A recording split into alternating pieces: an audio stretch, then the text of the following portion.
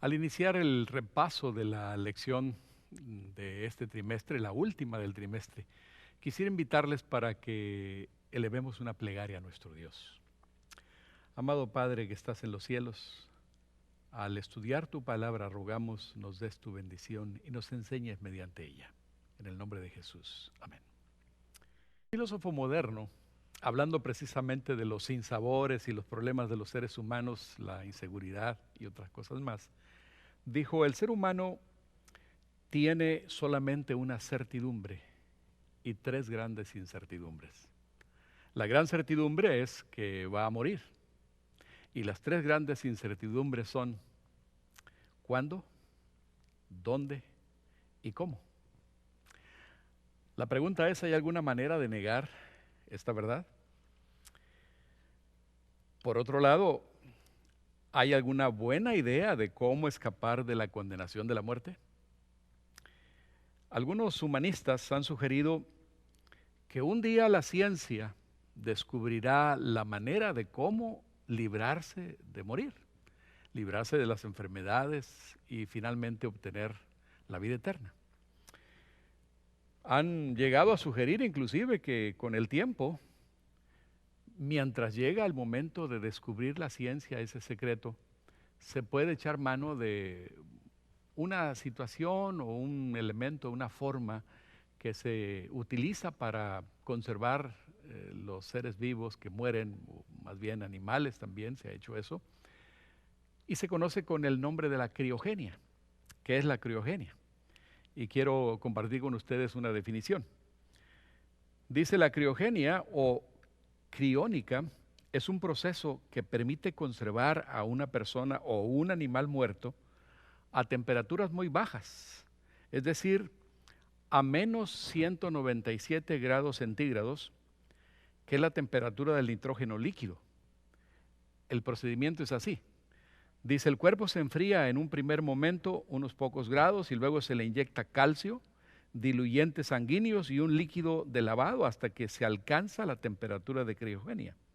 Se permite en algunos países como Estados Unidos y Bélgica, y este procedimiento se realiza con la esperanza de que la medicina y la ciencia encuentren la forma de resucitar a estas personas y encontrar la solución para el mal que les llevó a morir, o sea, la enfermedad que les llevó a fallecer.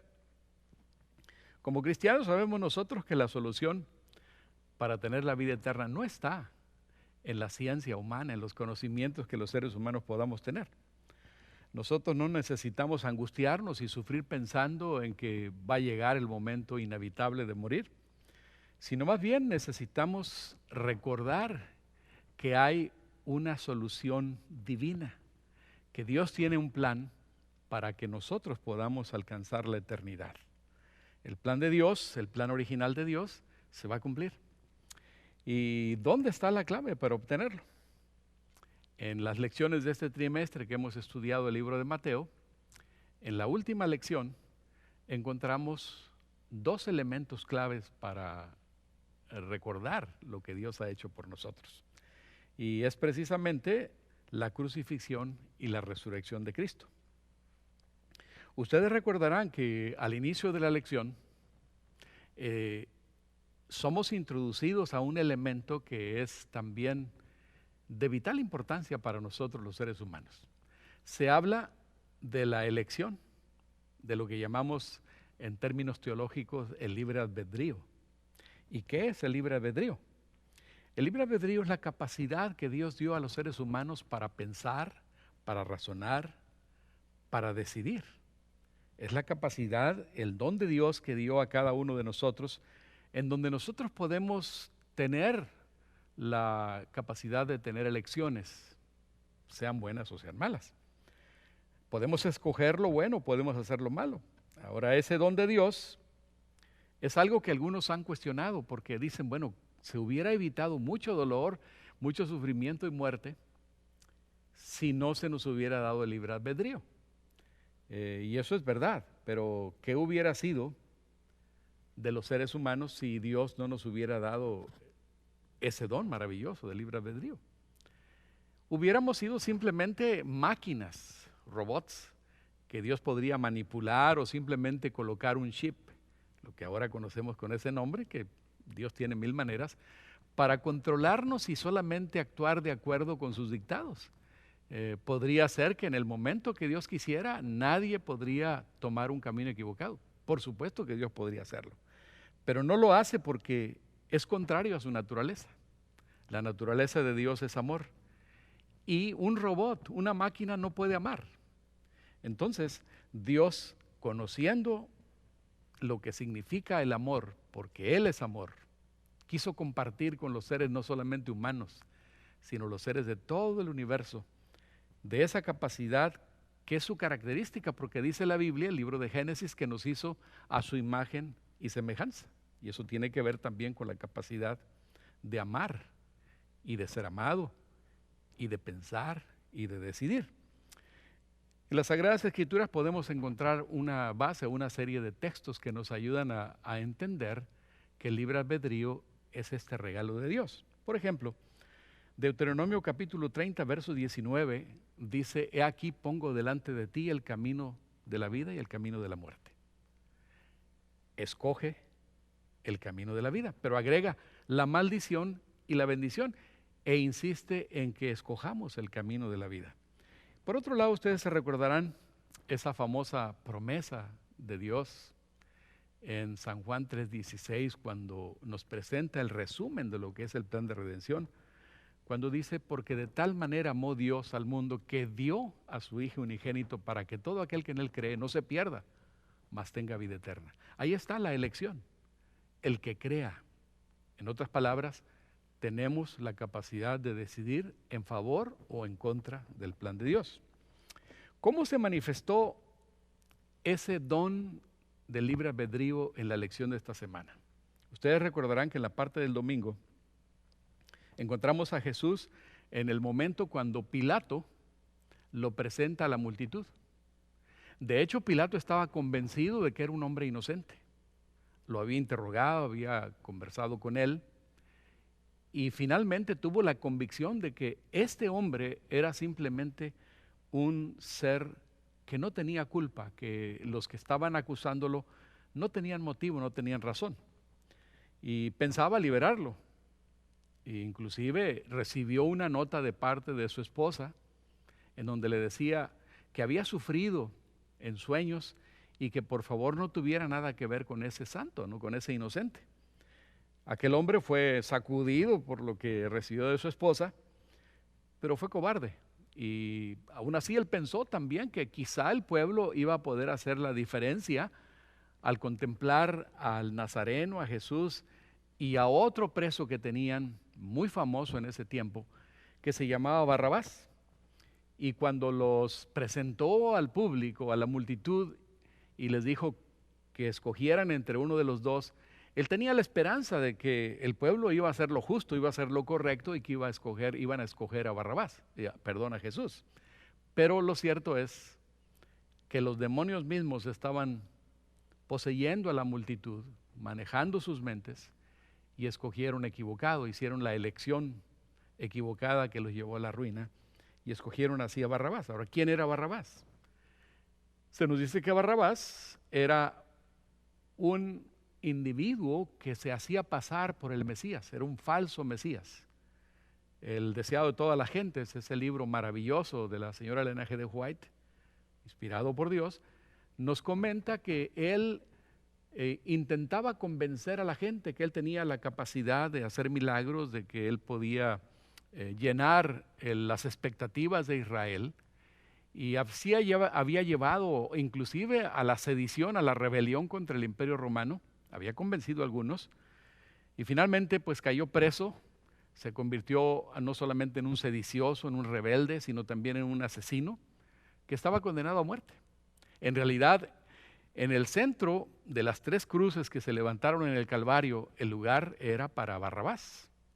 El nombre de Barrabás es un nombre compuesto y nos dicen los eruditos que Barrabás significa el hijo de papá.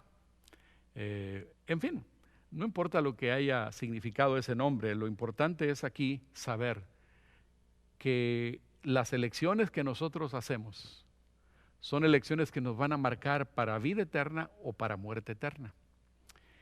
El problema es no solamente lo que sucedió en el pasado, en los días de Jesús y antes de eso, sino que nosotros hoy tenemos que hacer todos los días la elección. Tenemos que hacer uso del libre albedrío para decidirnos si estamos a favor de Dios o estamos en contra de Dios, si queremos la vida o si queremos la muerte, si queremos la bendición o queremos la maldición. Ahora, ¿por qué es tan fácil irse por el camino equivocado? Y la respuesta es muy sencilla, porque la misma Biblia nos señala, Romanos capítulo 3, versos 10 al 12, que no hay uno que sea bueno, sino que por naturaleza somos malos. Isaías capítulo 1, verso 5 en adelante dice que toda cabeza está enferma, que desde la planta del pie hasta la cabeza no hay en él cosa sana, sino herida, hinchazón y podrida llaga. Por lo tanto, la inclinación del ser humano es usar esa capacidad de pensar para ir por el camino equivocado. Eso no nos justifica, porque con todo y eso somos responsables para tomar las decisiones. Y la decisión que Dios nos invita a tomar es precisamente la decisión de escoger a nuestro Señor Jesucristo. Podemos ver un poquito más adelante, esa sería la primera parte, y en realidad la lección de esta semana la podemos dividir en 4 secciones. La primera, que tiene que ver con el libre albedrío. La segunda, que tiene que ver con la crucifixión o la sustitución, y eso abarca la parte del lunes, en donde encontramos a San Mateo capítulo 27, los versos 45 y 46, donde se nos informa de un fenómeno atmosférico. Abarca un poco más, basta el versículo 54 realmente de ese mismo capítulo, porque se nos dice que cuando Jesús pendía entre el cielo y la tierra, cuando estaba ahí colgando de la cruz, hubo un fenómeno. Y se nos informa que desde la hora sexta hasta la hora novena hubo tinieblas que cubrieron toda la tierra. La hora sexta hasta la hora novena. ¿Qué horas serían en nuestro sistema? En el sistema judío, que estaba en ese momento combinado también con el sistema romano, la hora sexta corresponde a las 12 del mediodía y la hora novena eran las 3 de la tarde. Es interesante notar que las 3 de la tarde, o sea, la hora novena del día, era la hora cuando se hacía el segundo sacrificio del día, porque todos los días se celebraba en Israel, dentro del sistema ritual, el ofrecimiento, el sacrificio de 2 corderos. A esa ceremonia se le llamaba la ceremonia del Tamid. En la mañana se ofrecía un cordero por los pecados del pueblo, y en la tarde, que era precisamente la hora novena, la hora cuando Jesús murió, se ofrecía el cordero pascual. En el momento que Jesús empieza a clamar Elí, Elí, lama sabactani, que significa Dios mío, ¿por qué me has desamparado? En ese momento, cuando parecía que el cielo se alejaba de la tierra, allí Jesús clamó con desesperación. ¿Por qué? ¿Qué significaba eso? Significaba que el castigo sobre la humanidad, el terrible problema de la separación eterna de Dios, estaba viniendo sobre la vida de nuestro Señor Jesucristo. No era tanto el sufrimiento físico como la agonía mental, como el dolor de quedar totalmente solo, abatido, separado eternamente de su Padre Celestial. Y ese fue el momento cuando Él exclamó: ¿por qué me has desamparado? Él no tenía ninguna culpa, no tenía por qué pagar ese precio, pero precisamente por amor a nosotros, el Cordero de Dios estaba muriendo en ese momento, y cuando Él dijo consumado es, en ese instante sucedieron otras cosas más. Además de que hubo tinieblas desde las 12 del mediodía, la hora sexta, hasta la hora novena, hasta las 3 de la tarde, una oscuridad total. ¿Se imaginan ese fenómeno? Cómo la gente se quedó sorprendida. Indudablemente que había gente que tenía temor por lo que estaba sucediendo. algo inusual. No era un simple fenómeno como nosotros a veces tenemos en nuestro tiempo, la interposición de la Tierra con la Luna, o la Luna entre el Sol y la Tierra, en fin, sino que allí había algo muy especial. Y en el momento que Jesús dice consumado es, durante 3 horas la tierra en tinieblas, pero ahora en ese grito de separación de Dios, porque no fue solamente consumado es en una manera sencilla como lo podemos decir, sino un grito agónico de la separación de Dios y la consumación del plan.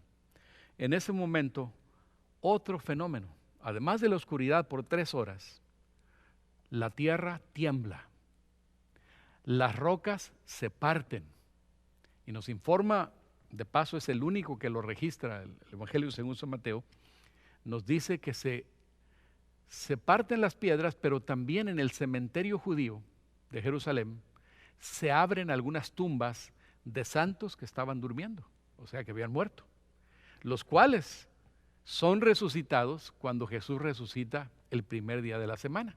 Si ustedes notan ahí en el Evangelio de San Mateo, en los versos que estamos leyendo, los versos el capítulo 27, versos 50 en adelante, dice que se abrieron las tumbas, pero no dice que salieron inmediatamente, sino que dice que se levantaron cuando Jesús resucitó y que visitaron algunos de los de ahí de Jerusalén. Imagínense la sorpresa de ver quizá algún familiar, ¿no?, que de pronto escucha el toquido de la puerta en su casa y es alguien que había muerto posiblemente algunos años atrás o poco tiempo, no lo sabemos. Pero ese es un momento maravilloso, un fenómeno que sucede y que son las primicias de Dios, y cuando Jesús asciende al reino de los cielos, esas primicias van con Él. Ese es otro aspecto muy interesante que no lo estudiamos esta semana, pero que está implícito aquí. Ahora, ¿qué significaba esto? Porque además del temblor, además de las rocas que se parten, además de las tumbas que se abren, hay otro fenómeno. Una mano invisible rasga el velo del templo y dice que va desde arriba hasta abajo. Y lo que antes no podían ver, solamente una vez al año el sumo sacerdote tenía acceso al lugar santísimo, ahora de pronto queda descubierto. Y una de las acotaciones interesantes del espíritu de profecía, el deseado de toda la gente, dice que en el momento cuando Jesús muere, cuando la tierra tiembla, el sacerdote estaba por sacrificar el cordero de esa tarde. Y en ese momento el cuchillo cae de sus manos, el cordero escapa. ¿Qué significa todo eso? Significa que el sistema de ritos y ceremonias había terminado para siempre. Que el tipo se encuentra con el antitipo. Estos son 2 términos teológicos para enseñarnos que lo que era una representación del plan de salvación que estaba prefigurado en las fiestas y en las ceremonias en el templo y todo lo que era el sistema ritual judío, llegaba a su fin, porque el tipo se encontraba con el antitipo, o sea, la realidad se encontraba, o la imagen, lo que representaba con la realidad, el Cordero de Dios que quita el pecado del mundo, ahora moría en su lugar. Termina entonces esa fase y de ahí en adelante no más los ritos y las ceremonias, porque Jesús había cumplido esa función. Y en la lección de escuela sabática, al comentar estas secciones, se nos presenta también otro texto, además de San Mateo 27, se nos presenta Hebreos capítulo 8, versos 1 al 6, en donde encontramos que el apóstol San Pablo nos señala que tenemos ahora un sumo sacerdote que ascendió a los cielos, que está a la diestra del Padre y que intercede por nosotros. En otras palabras, esas figuras de lo que representaba el sacrificio de Cristo se convierte en una realidad, y cuando Cristo ascienda a los cielos, ahora va como nuestro intercesor y como nuestro sumo sacerdote en el reino de los cielos. El antiguo pacto queda a un lado, entra el nuevo pacto con la sangre de Cristo Jesús, que nos permite tener acceso directo en el santuario celestial, en la presencia de Dios misma, con su sangre que es la que permite el acceso a los seres humanos. La siguiente parte es precisamente la resurrección y su significado. Y esto corresponde a la parte del miércoles y un poco más. Ustedes y yo sabemos que el centro de la fe cristiana no es solamente la cruz, sino que es también la tumba vacía. A través de los años he tenido el privilegio de estar varias veces en Israel y de visitar el jardín de la tumba vacía. Y es interesante notar cómo el Señor Jesús no se quedó en la tumba. Hoy cuando vemos una cruz, sabemos que la cruz es el símbolo del cristianismo. Inmediatamente que nosotros contemplamos en algún templo o en alguna parroquia o en alguna parte de algún edificio una cruz, sabemos que está representando precisamente al cristianismo. Ahora, la cruz originalmente representaba no la fe.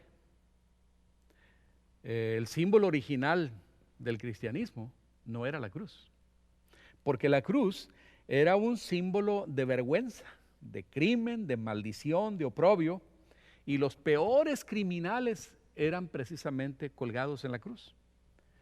Por lo tanto, no representaba nada bueno. Ahora, ¿a quién se le podía ocurrir que ese símbolo de vergüenza y de maldición, de criminalidad, de lo peor, podría representar a esa nueva, entre comillas, religión? Y digo entre comillas porque nueva no era, esto viene del plan de salvación desde cuando el ser humano cayó en el huerto del Edén. Ahora noten que el símbolo original del cristianismo no era la cruz, era en realidad el ictius. ¿Y qué es el ictius? El ictius es el pez. En las catacumbas de Roma, cuando uno visita Roma, y yo he ido a las catacumbas de Roma, y he visto en algunos de los lugares allá debajo de la tierra donde se escondían los primeros cristianos para huir de la persecución y de la violencia y la muerte, está el símbolo de un pez. Ese era el símbolo del cristiano, del cristianismo, era la identificación del cristiano. De hecho, los primeros seguidores de Cristo Jesús no fueron conocidos como cristianos. Eran conocidos, de acuerdo con el libro de Hechos de los Apóstoles, como los del camino. Así se les conocía, los del camino. Más tarde, fue precisamente en Antioquía de Pisidia en donde por primera vez a los seguidores de Jesús se les llamó cristianos. Y de ahí en adelante, el símbolo de la fe cristiana, el símbolo de todos nosotros, seguidores del Divino Maestro, es precisamente una cruz. Ese emblema de desgracia y de maldición se llegó a convertir en el símbolo de lo más puro y más sagrado, que fue precisamente Cristo crucificado en la cruz, y que aunque no adoramos ese símbolo, sí reconocemos que ese símbolo representa lo que Jesús hizo por nosotros.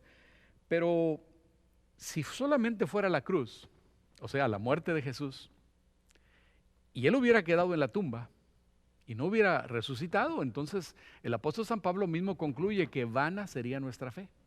Estaríamos en nuestros pecados, sin ninguna esperanza. Porque si Jesús no resucitó, entonces no hay ninguna posibilidad para que nosotros como cristianos pudiéramos obtener la vida eterna. Pero Jesús no fue prisionero de la muerte, porque inclusive ustedes recordarán, 1 Corintios capítulo 15, los versos 50 en adelante, encontramos allí que llegará ese momento cuando se gritará: ¿dónde está, oh muerte, tu aguijón? ¿Dónde, oh sepulcro, tu victoria? ¿Por qué? Porque Cristo Jesús no pudo ser retenido. El diablo quería que se quedara retenido en la tumba, pero Jesucristo resucitó por su poder mismo, porque además de que Él fue 100% un ser humano, fue también 100% Dios en la carne, pagó el precio de nuestra libertad y también de nuestra vida, para que entonces pudiéramos aspirar a la vida eterna. Y eso es maravilloso. Así que la resurrección, la crucifixión de Jesús, la cruz y la tumba son la garantía de que tú y yo no necesitamos conservar nuestros cuerpos congelados hasta que se encuentre el remedio para resucitarnos y poder vivir eternamente, porque esa es una falacia, sino que podemos confiar en el sacrificio de Cristo y que Él salió de la tumba para darnos vida eterna. Y la última parte de la lección de el último sábado del segundo trimestre de este año se titula La Gran Comisión. Esa es la cuarta parte. En San Mateo 28, 16 al 20, que posiblemente sea uno de los más conocidos textos de la Biblia, podemos encontrar el momento cuando los discípulos se encuentran en un monte en Galilea, conforme Jesús los había citado, y ahí reunidos Jesús se aparece y entonces les dice esas maravillosas palabras: toda potestad, o sea, toda autoridad me ha sido dada en el cielo y en la tierra, por tanto, id y haced discípulos a todas las naciones, bautizándolos en el nombre del Padre, del Hijo y del Espíritu Santo, enseñándoles que guarden todas las cosas, y aquí yo estoy con vosotros todos los días hasta el fin del mundo. Podemos encontrar aquí una gran comisión, la gran comisión de la predicación del Evangelio. Pero la pregunta es, ¿necesitaba Dios ayuda o necesita Dios ayuda de los seres humanos para predicar? Y la respuesta es no, Dios no necesita ayuda. Entonces, ¿para qué nos da la gran comisión? Si realmente Dios no necesita, entonces no tiene caso que nos haya dejado esa gran encomienda. Pero la realidad es que no es que Dios necesite ayuda, sino que nosotros necesitamos ayuda para que mientras esperamos el retorno de Jesús, los creyentes, los que ya hemos hecho la decisión de seguirle, estemos ocupados haciendo algo que nos va a mantener fieles hasta el final. Si nosotros solamente aceptamos a Jesús y nos comunicamos con Él y aprendemos a estar caminando con Él cada día, pero no comunicamos las buenas nuevas de salvación, llegará el momento cuando todo intento para caminar con Dios, con Jesucristo, para alimentarnos espiritualmente de la palabra de Dios, para meditar, para orar, para venir a la iglesia, para hacer cualquier otro tipo de actividades religiosas, se van a convertir en algo mecánico, se va a convertir en algo común. Y eso fue precisamente lo que les pasó a los judíos. Ellos se enfrascaron en las ceremonias, en los ritos, en los sacrificios que tenían que hacer, y se creyeron que ellos eran los escogidos de Dios, y en realidad lo eran, pero lo eran para cumplir una misión. El asunto está que ellos, como creyentes en Dios, pueblo escogido, descendientes de Abraham, etcétera, pensaban que ya todo estaba ganado, que no había nada que hacer, y se olvidaron que Dios les había dado una misión. Isaías capítulo 60, verso 1 dice: levántate, resplandece, oscuridad cubrirá las naciones, mas sobre ti nacerá Jehová, y sobre ti será vista tu luz. Así que, amados hermanos y amigos, lo mismo nos puede pasar a nosotros.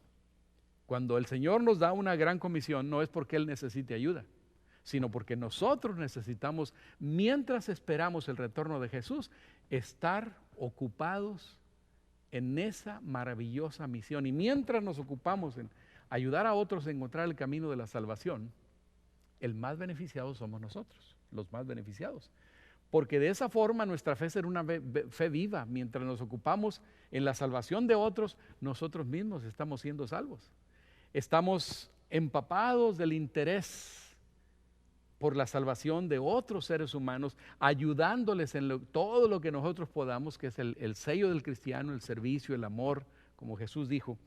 Y de esa manera, entonces, el Señor nos protege contra el desánimo, contra la apostasía y contra la rutina de la vida espiritual.